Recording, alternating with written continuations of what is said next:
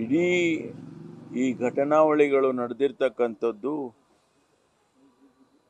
ಇಡೀ ಜಗತ್ತಿಗೆ ಗೊತ್ತು. ಕಾನೂನಿನಲ್ಲಿ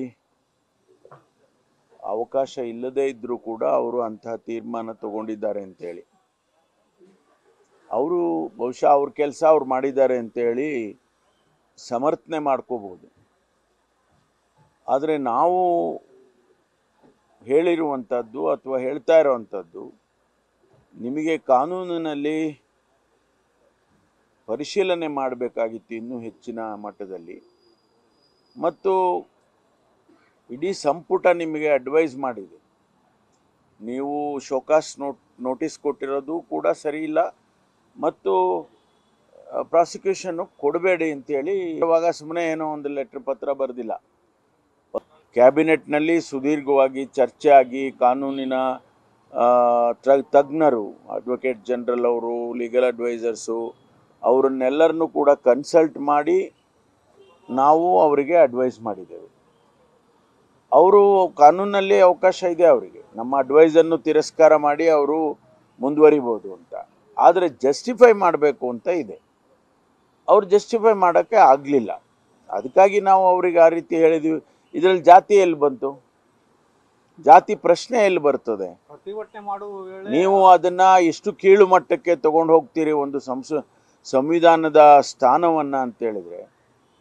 ಅವರನ್ನು ಜಾತಿ ಆಧಾರದ ಮೇಲೆ ಅಪಾಯಿಂಟ್ ಮಾಡಿದ್ದಾರೆ. ಹಾಗಾದರೆ ಜಾತಿ ಆಧಾರದ ಮೇಲೆ ಅಪಾಯಿಂಟ್ ಮಾಡಿಲ್ಲ. ಈ ರಾಷ್ಟ್ರದಲ್ಲಿ ಎಲ್ಲ ರಾಜ್ಯಗಳಿಗೂ ಕೂಡ ರಾಜ್ಯಪಾಲರನ್ನ ಅಪಾಯಿಂಟ್ ಮಾಡುವಾಗ ಬೇರೆ ಬೇರೆ ಕನ್ಸಿಡರೇಷನ್ನಲ್ಲಿ ಅವರು ಮಾಡಿರ್ತಾರೆ. ಜಾತಿ ಪ್ರಶ್ನೆಯಲ್ಲಿ ಬರ್ತದೆ ಇಲ್ಲಿ? ಏನು ರಿಸರ್ವೇಷನ್ನು ಮೀಸಲಾತಿ ಇಟ್ಟಿದ್ದಾರೆ ರಾಜ್ಯಪಾಲರಿಗೆ? ಇದೆಲ್ಲ ಒಳ್ಳೆ ಬೆಳವಣಿಗೆ ಅಲ್ಲ. ಭಾರತೀಯ ಜನತಾ ಪಾರ್ಟಿಯವರು ಇದನ್ನು ಕೈ ಬಿಡಬೇಕು ಅಂತೇಳಿ ನಾನು ಸ್ನೇಹಿತರಲ್ಲಿ ಮನವಿ ಮಾಡ್ತೇನೆ. ಜಾತಿ ಪ್ರಶ್ನೆಯನ್ನು ತರಬೇಡಿ ಇದಕ್ಕೆ ಅಂತ. ಐವಾನ್ ಡಿಸೋಜಾ ಅವರ ಹೇಳಿಕೆ ಬಗ್ಗೆ ಏನು ಹೇಳ್ತೀರಾ ಸರ್? ನಿಮಗೂ ಸರಿ ಇದೆ ಅಂತ ಅನ್ಸುತ್ತೆ? ಅದು ಬಾಂಗ್ಲಾದಲ್ಲಿ ಶೇಖ್ ಹಸೀನಾ ಅವರ ಪರಿಸ್ಥಿತಿಯನ್ನೇ ನಿಮಗೂ ಬರುತ್ತೆ, ರಾಜಭವನಕ್ಕೆ ನುಗ್ತೇವೆ, ಅದು ಕೂಡ ಅದನ್ನು ನಾನು ಸಮರ್ಥನೆ ಮಾಡೋದಿಲ್ಲ. ಅದನ್ನು ಕೂಡ ನಾನು ಸಮರ್ಥನೆ ಮಾಡೋದಿಲ್ಲ. ಯಾಕೆಂದರೆ ನಾವು ಒಂದು ಪದ್ಧತಿಯಲ್ಲಿದ್ದೇವೆ, ಯಾರಿನ ಸಿಸ್ಟಮ್. ಅದನ್ನು ಹೊರತುಪಡಿಸಿ ನಾವು ಮಾತಾಡೋದು ಚೆನ್ನಾಗಿ ಕಾಣಿಸ್ತದೆ. ಯಾರೇ ಆಗಲಿ, ನಮ್ಮ ಪಕ್ಷದವರಾಗಲಿ ಆ ಪಕ್ಷದವರಾಗಲಿ ಮಾಡಬಾರ್ದು.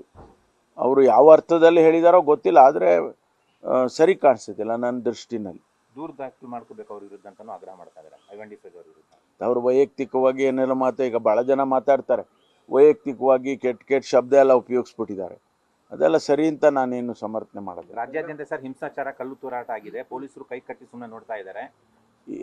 ನೋಡಿ, ನಾವು ಮೊದಲನೇ ದಿವಸದಿಂದ ಡೇ 1 ಪ್ರೊಟೆಸ್ಟ್ಗಳ ಪ್ರಾರಂಭ ಆಗಿ BJP-ಯವ್ರ ಪ್ರೊಟೆಸ್ಟ್ ಆಯಿತು, ಕಾಂಗ್ರೆಸ್ನವ್ರ ಪ್ರೊಟೆಸ್ಟ್ ಆಯಿತು, ದಳದವ್ರ ಪ್ರೊಟೆಸ್ಟ್ ಆಯಿತು. ಎಲ್ಲ ಪ್ರೊಟೆಸ್ಟ್ಗಳಿಗೂ ಕೂಡ ಶಾಂತಿಯಿಂದ ಇರಬೇಕು ಅಂತೇಳಿ ಏನೆಲ್ಲ ಕ್ರಮ ತಗೋಬೇಕು ಅದನ್ನು ನಾವು ಪೊಲೀಸ್ ಇಲಾಖೆ ಮಾಡಿದೆ. ಎಲ್ಲ ಜಿಲ್ಲಾ ಹೆಡ್ ಕ್ವಾರ್ಟರ್ಸ್ನಲ್ಲೂ ಕೂಡ KSRP ಬೆಟಾಲಿಯನ್ಗಳನ್ನು ಇಟ್ಟಿದ್ದಾರೆ. ಯಾವುದೇ ಅಹಿತಕರವಾದ ಘಟನೆ ಆಗೋದಕ್ಕೆ ಬಿಟ್ಟಿಲ್ಲ. ಸಣ್ಣ ಪುಟ್ಟ ಘಟನೆಗಳಾದಂಥ ಸಂದರ್ಭದಲ್ಲಿ ಅದನ್ನು ಕೂಡ ಶಾಂತಿಯಿಂದ ಅದನ್ನು ಹ್ಯಾಂಡಲ್ ಮಾಡಿದ್ದಾರೆ. ತುಂಬ ದೊಡ್ಡ ಪ್ರಮಾಣಕ್ಕೆ ಬೆಂಕಿ ಹಚ್ಚೋದು, ಕಲ್ಲು ತೂರಾಟ ಮಾಡೋದು, ಮತ್ತು ಇನ್ಯಾರಿಗೋ ಹೊಡೆಯೋದು, ಬಡಿಯೋದು, ಇಂಥವನ್ನೆಲ್ಲ ನಾವು ಹತ್ತಿಕ್ಕಿದ್ದೀವಿ. ಅದೆಲ್ಲ ಆಗೋದಕ್ಕೆ ಬಿಡೋದಿಲ್ಲ, ಮುಂದೆಯೂ ಕೂಡ ಬಿಡಲ್ಲ. ಕುಮಾರಸ್ವಾಮಿ ವಿರುದ್ಧ ಚಾರ್ಜ್ ಶೀಟ್ ಸಲ್ಲಿಕೆ ಮಾಡೋದಕ್ಕೆ ಲೋಕಾಯುಕ್ತ 2 ಸಲ ಪ್ರಾಸಿಕ್ಯೂಷನ್ ಕೇಳಿದೆ ಸರ್. ಇನ್ನು ಪ್ರಾಸಿಕ್ಯೂಷನ್ ನೋಡಿ, ನಾವು ಪ್ರಶ್ನೆ ಮಾಡಿದ್ದೀವಿ ಅಲ್ವಾ ಗವರ್ನರ್ಗೆ. ಲೋಕಾಯುಕ್ತದವರು ನಾವು ಯಾರೋ ಈಗ ಇದು ಅಬ್ರಾಹಿಂ ಕೇಳಿರೋದು ಇಂಡಿವಿಜುವಲ್, ಆದರೆ ಲೋಕಾಯುಕ್ತ ಒಂದು ತನಿಖಾ ಸಂಸ್ಥೆ ಕೇಳ್ತಾ ಇದೆ ಅಂದಾಗ ನೀವು ಅವರಿಗೂ ಕೊಡಲ್ಲ ಅಂದರೆ ಅದು ತಪ್ಪಲ್ವಾ? ಅದಕ್ಕೆ ನಾವು ಕೇಳಿದ್ವಿ, ನೀವು ಶಶಿಕಲಾ ಜೊಲ್ಲೆ ಅವ್ರದ್ದು 21ನೇ ಇಸ್ವಿನಲ್ಲಿ, ಅವ್ರದ್ದು 21ನೇ ಇಸ್ವಿನಲ್ಲಿ ಆಗಿರೋದು ಅಲ್ಲ ಕೇಳಿದ್ದಾರೆ, ಅದಕ್ಕೂ ಕೊಡಲಿಲ್ಲ. ಕುಮಾರಸ್ವಾಮಿಯವರು 23ಕ್ಕೆ ನಡೆದಿರ್ತಕ್ಕಂಥ ಘಟನೆ, ಯಾವುದೋ ಒಂದು ಮೈನಿಂಗ್ ಸಂಸ್ಥೆ ವಿಚ್ ಈಸ್ ನಾಟ್ ದೇರ್, ಅದು ಇಲ್ಲವೇ ಇಲ್ಲ ಅನ್ನುವಂಥ ಸಂಸ್ಥೆಗೆ 550 ಎಕರೆ ಜಮೀನು ಕೊಡ್ತಾರೆ. ಅದನ್ನು ನಾವು ಲೋಕಾಯುಕ್ತದವರು ಚಾರ್ಜ್ ಶೀಟ್ ಹಾಕಬೇಕು, ನಮಗೆ ಪ್ರಾಸಿಕ್ಯೂಷನ್ಗೆ ಪರ್ಮಿಷನ್ ಕೊಡಿ ಅಂತ ಕೇಳಿದ್ದಾರೆ. 23ರಲ್ಲಿ ಕೇಳಿದ್ದಾರೆ, ಅದು ಅವ್ರಿಗೂ ಕೊಟ್ಟಿಲ್ಲ. ಆಯಿತಾ? ಮತ್ತು ನಿರಾನಿ ಅವರಿಗೆ ಕೇಳಿದ್ದಾರೆ, ಜನಾರ್ದನ್ ರೆಡ್ಡಿ ಅವ್ರಿಗೆ ಕೇಳಿದ್ದಾರೆ. ಇವೆಲ್ಲ ಇಡೀ ರಾಜ್ಯಕ್ಕೆ ಗೊತ್ತಿದೆ ಈಗ. ಆದರೆ ಗವರ್ನರ್ ಅವರು ಅವು ಬಿಟ್ಟು ಅವೆಲ್ಲವನ್ನು ಬಿಟ್ಟು ಅವ್ರಿಗೂ ಕೊಟ್ಟು ಇವ್ರಿಗೂ ಕೊಟ್ಟಿದ್ರೆ ಅದು ಒಂಥರ ಸಮರ್ಥನೆ ಆಗ್ಬೋದಿತ್ತು. ಅವ್ರನ್ನೆಲ್ಲ ಬಿಟ್ಬಿಟ್ಟು ಈಗ ಬರೀ 24 ಗಂಟೆ ಒಳಗೆ ಯಾರೋ ಒಬ್ಬ ವ್ಯಕ್ತಿ ವೈಯಕ್ತಿಕವಾಗಿ ಕೇಳಿದಾಗ ಒಂದು ತನಿಖಾ ಸಂಸ್ಥೆ ಕೇಳೋದಕ್ಕೂ ಒಂದು ವೈಯಕ್ತಿಕವಾಗಿ ಪ್ರಶ್ನೆ ಕೇಳೋದಕ್ಕೂ ಭಾಳ ವ್ಯತ್ಯಾಸ ಇದೆ. ಹಾಗಾಗಿ ನೀವು ತನಿಖಾ ಸಂಸ್ಥೆಗೆ ಬೆಲೆ ಕೊಡೋದಿಲ್ಲ, ಅವರ ಪತ್ರಗಳಿಗೆ ಇದು ಮಾಡೋದಿಲ್ಲ, ನೀವು ರೆಸ್ಪಾಂಡ್ ಮಾಡೋದಿಲ್ಲ, ಇಂಡಿವಿಜುವಲ್ಲಿಗೆ ನೀವು ಕೊಡ್ತೀರಿ ಅಂಥೇಳಿ ನಾವು ಆಪಾದನೆ ಮಾಡಿದ್ದೇವೆ. ಈಗಲೂ ಕೂಡ ಅದಕ್ಕೆ ತನಿಖಾ ಸಂಸ್ಥೆಯವರು 2ನೇ ಸಾರಿ ಕೇಳಿದ್ದಾರೆ. ನಾವು ಚಾರ್ಜ್ ಶೀಟ್ ರೆಡಿ ಇದೆ, ಯಾರ ಮೇಲೆ? ಕುಮಾರಸ್ವಾಮಿ ಅವ್ರ ಮೇಲೆ.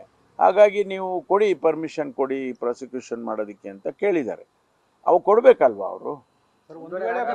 ಪ್ರಾಸಿಕ್ಯೂಷನ್ ಕೊಡದೆ ಹೋದ್ರೆ ಮುಂದಿನ ಆಪ್ಷನ್ಗಳು ಏನಿರ್ತವೆ ಅಂತ ಈಗ ಲೀಗಲಿ ಪ್ರೊಸೀಡ್ ಆಗ್ತಾರೆ. ಈಗ ಲೋಕಾಯುಕ್ತದವ್ರಿಗೆ ಅವರಿಗಾದಂಥ ಆಪ್ಷನ್ಗಳಿದ್ದಾವೆ ಲೀಗಲಿ ಪ್ರೊಸೀಡ್ ಆಗೋದಕ್ಕೆ, ಅವರು ಅದು ಮುಂದುವರಿತಾರೆ. ನ್ಯೂಸ್ ಫಸ್ಟ್ ನಿರ್ಭೀತಿಯಿಂದ ನಿಮ್ಮ ಪರವಾಗಿ.